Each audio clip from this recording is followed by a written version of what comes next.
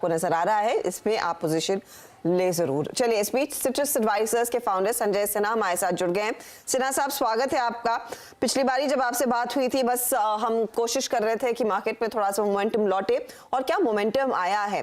Despite the fact कि global markets में धुलाई हुई है, रिसेशन का डर, अमेरिका में लगातार ब्याज दरें बढ़ रही हैं, कल का सत्र वाकई में सराहनीय था और कन्विक्शन का एक जो तेजी वाला कॉल साफ मन में है रिटेल निवेशकों के, आप जैसे फंड मैनेजर्स के, वो दिखाई दिया।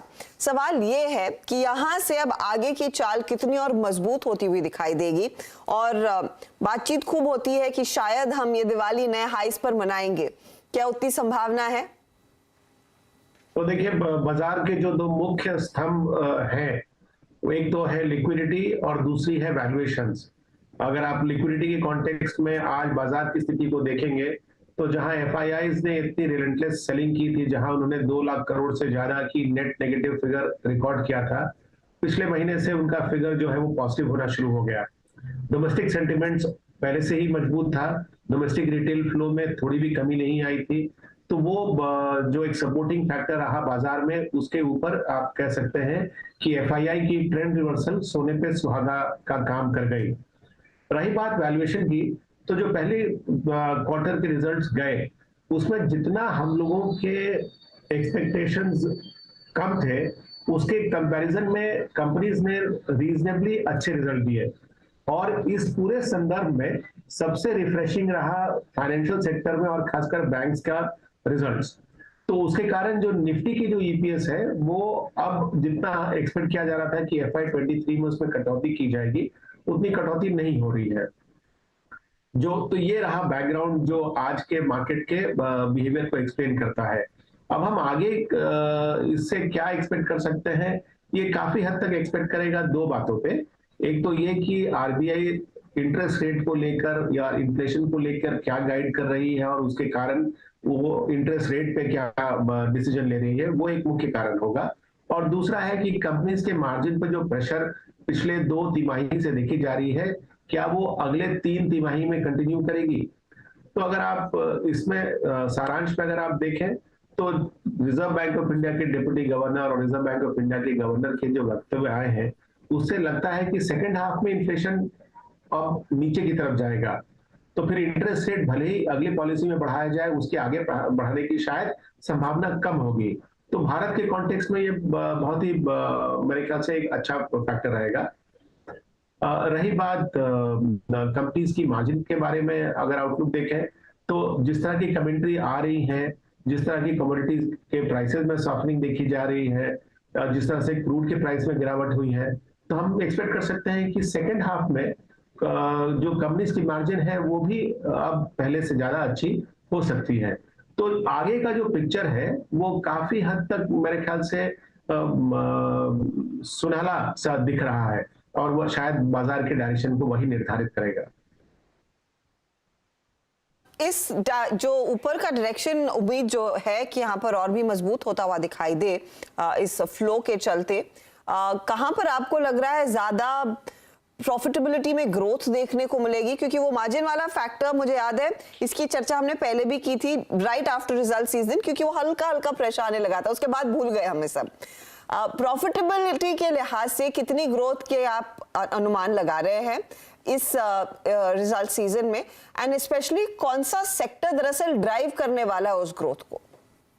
तो हर्षिता जी, अगर आप दूसरी तिमाही के रिजल्ट के बारे में अगर पूछ रही हैं, तो दूसरी तिमाही के रिजल्ट में शायद बहुत अच्छा इंप्रूवमेंट मार्जिन में न दिखे। दिखेगा भी तो बहुत आंशिक रूप में दिखेगा, क्योंकि कमोडिटी प्राइसेस की जो गिरावट है, वो जो दूसरी तिमाही के मध्य से होनी शुरू हो गई है, इसलिए पूरी तरह से वो फ्लो थ्रू नहीं करेगी।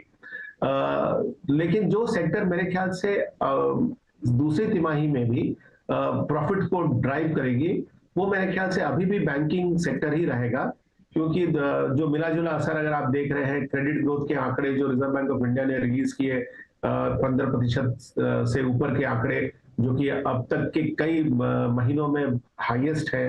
दूसरी जो नॉन परफॉर्मिंग एसेट्स का ट्रेजेक्टरी है, जो जिस तरह से बैंक्स इतने कोविड के प्रकोप के बावजूद अपने बैलेंस शीट्स में उतनी ज्यादा नॉन परफॉर्मिंग एसेट्स का बढ़ावा नहीं होते देखी है। तो मेरे ख्याल से ये एक सेक्टर रहेगा जो कि अर्निंग्स को ड्राइव करेगा।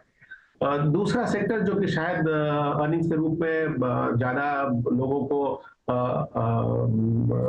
उत्साहित करे, वो शायद हमारे ख्याल से ऑटो हो सकता है, क्योंकि मेटल के प्राइसेस में सॉफ्टनिंग तो जरूर हुई है और जिस तरह की सेल्स के नंबर मंथली आ रहे हैं वो नंबर्स भी बहुत इंप्रेसिव है। तो ये दूसरा सेक्टर है जो मेरे ख्याल से इंप्रेस करेगा इस तिमाही में अपने रिजल्ट से। बैंक्स और ऑटो पे अगर आप देखें तो सर का काफ़ी स्ट्रॉन्ग कन्विक्शन है और अभी अच्छे मूव आ सकते हैं, कोई इसमें उनको लग नहीं रहा है। सर एक दो स्पेस और जिनको थोड़ा सा मैं मार्क करना चाहूँगा यहाँ पे, जिनमें काफ़ी सब्सटेंशियल मूव हमने पिछले कुछ समय में देखा है। मेटल्स में एक कंसेंसस बन रहा था मिड मई में, जून में, और जब एक्सपोर्ट्स को भी अगर आप देखें रेस्ट्रिक्ट करने की सरकार ने पूरी कोशिश की थी कि मेटल्स कोलैप्स हो गए हैं। ये वो साइकिल जो कि CY20 के लास्ट में शुरू हुआ था वो शायद अपने अंतिम पड़ाव में आ गया है। लेकिन सरप्राइज क्या, यकीन मानिए संजय जी, इस पूरे मेटल के पुल बैक ने जो कि हमने जुलाई से लेकर अब तक देखा, मेटल्स पे आपकी अप्रोच क्या है इस वक्त? देखिए ये सेक्टर जो है वो काफी हमारे ख्याल से रिस्की रहता है, क्योंकि प्राइसेस पर बहुत सारे फोर्सेस हैं जो कि एक्ट करते हैं। आज भी अगर आप देखें तो जो मेटल के कमोडिटीज के जो प्राइसेस में इम्प्रूवमेंट हुई है, उसका हमारे ख्याल से ज्यादातर जो कारण है वो सप्लाई साइड पर है। यूरोप में जिस तरह की फ्यूल प्राइस की इन्फ्लेशन हुई है, वहां पर कुछ सप्लाईज कम हो गए हैं। चाइना में भी इसका थोड़ा बहुत असर रहा। तो कब विश्व के किस कोने से कौन सा फैक्टर प्ले कर जाएगा, ये बहुत आसानी से अनुमानित करना मुश्किल होता है। तो अपने आप में ये रिस्की सेक्टर तो है, और जैसा कि आपने सही कहा कि 2 महीना या 3 महीना पहले की अगर स्थिति आप देखें तो मेटल के प्रति सब लोग उदासीन थे, लेकिन पिछले 3 महीनों में मेटल सेक्टर के स्टॉक्स ने अपने परफॉर्मेंस से बहुत ही इंप्रेस किया है। तो आगे का जो ट्रेजेक्ट्री है वो बहुत कुछ डिपेंड करेगा कि क्या सप्लाई साइड की जो बाधाएं हैं वो अगर हट जाती हैं तो फिर मेटल के प्राइसेस में सॉफ्टनिंग होने की संभावना है। और लेकिन उसके साथ ही साथ कॉन्ट्रास्टिंग रूप में देखेंगे तो जिस तरह से ग्लोबल ग्रोथ की स्लो डाउन, खास करके यूरोजोन की स्लो डाउन, यूएस के रिसेशन की संभावना रही है, और चाइना में भी बहुत इमीडिएटली कुछ ज्यादा गतिविधि अगर नहीं दिखती है, तो मेरे ख्याल से मेटल जो है वो रिस्की क्षेत्र रहेगा। मेटल्स में थोड़ा सा रिस्क बढ़ता